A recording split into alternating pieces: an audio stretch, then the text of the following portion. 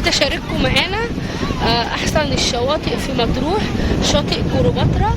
حبيت اصور لكم الصخور اللي فيه والجمال اللي فيه، وبصراحه احلى مصيف روحته بصراحه مطروح، جميل جدا. انا بحب افرجكم عليه اهو عشان تبقوا واخدين فكره قبل ما تروحوا كل الاماكن اللي انا هروحها. حبيت اجي اشارككم معانا من احلى الشواطئ في مطروح، شاطئ كليوباترا. هصور واوريكم الاماكن اللي عايز يجي شاطئ كليوباترا يصور فيه. شاطئ جميل جدا والصخور فيه جميله جدا. حبيت ان انا اشارككم معانا واوريهولكم. بس بنفرجكم على المناظر الطبيعيه اللي هي في مطروح، بصراحه مناظر جميله جدا.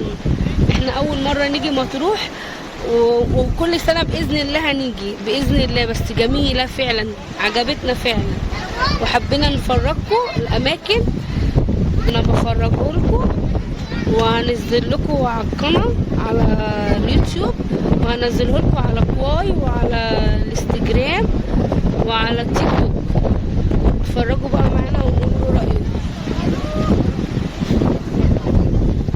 انا بوريكم بس الجمال، جمال طبيعي. شايفين الجمال ده من ضمن الجمال برضو.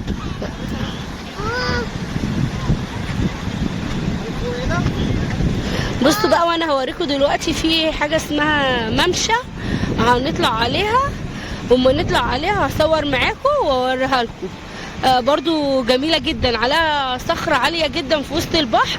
هصورها لكم واوريها لكم، وادوني بقى رايكم، وما تنسوش اللايك، اوعوا تنسوه.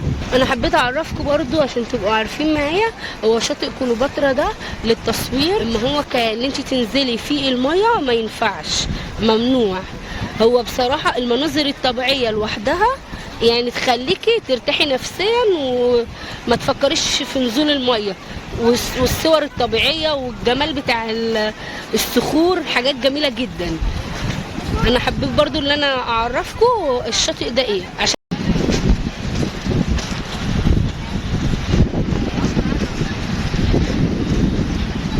بصوا انا كده ماشيه على الممشيه رايحه عليها اللي انا قلت لكم عليها، اللي هي هتبقى عليها الصخره الكبيره اللي بيطلعوا يتصوروا فوقيها.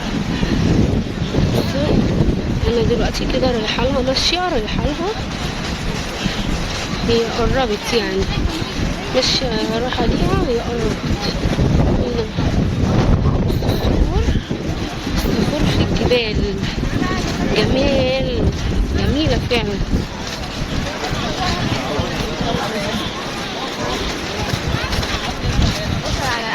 الصخور اهي في قلب البحر، جميل، حاجات جميله بصراحه.